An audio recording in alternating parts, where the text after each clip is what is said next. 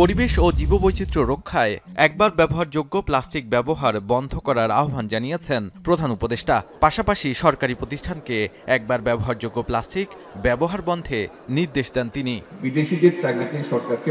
বুধবার রাজধানীর আগারগাঁওয়ে বিশ্ব পরিবেশ দিবস ও জাতীয় বৃক্ষমেলার উদ্বোধনী অনুষ্ঠানে প্রধান উপদেষ্টা বলেন, প্লাস্টিক ব্যবস্থাপনা ঠিক না থাকায় জীববৈচিত্র্য ধ্বংসের মুখে পড়েছে। প্লাস্টিক ব্যবস্থাপনা ঠিকঠাক না থাকায় পৃথিবীর জলাশয়গুলো পলিথিন আর প্লাস্টিকে ছেয়ে গেছে। জীববৈচিত্র্য ধ্বংসের মতো করছে। কেন? আমাদের কি শক্তি নাই বলে? তা না, আমরা পাত্তা দিচ্ছি না বলে। আমাদের কোনো গরম নেই, চলছি তো, ঠিকই তো আছে। এই করতে করতেই আমাদের শেষ।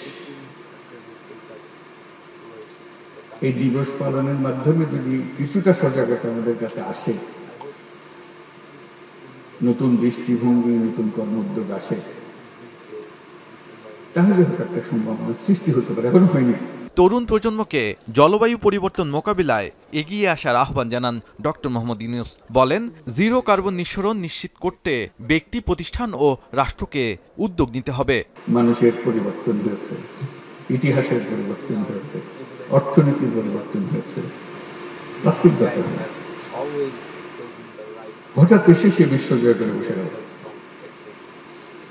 এবং আমরা এরকম এডিক্টেড হয়ে গেলাম এটাতে, চোখ খুলে কিছু তাকাতে পারছি না। আমি দেশের সকল নাগরিকের প্রতি ওয়ান টাইম প্লাস্টিক পণ্য ব্যবহার বন্ধ করে দেওয়ার জন্য আবেদন করছি।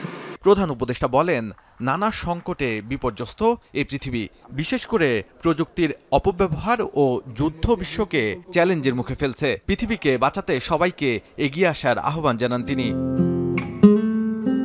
এরপর প্রধান উপদেষ্টা গাছ লাগিয়ে জাতীয় বৃক্ষরোপণ অভিযানের উদ্বোধন করেন।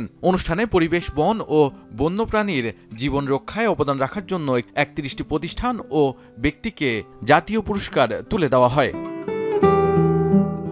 শাহাদ তফর, এখন, ঢাকা।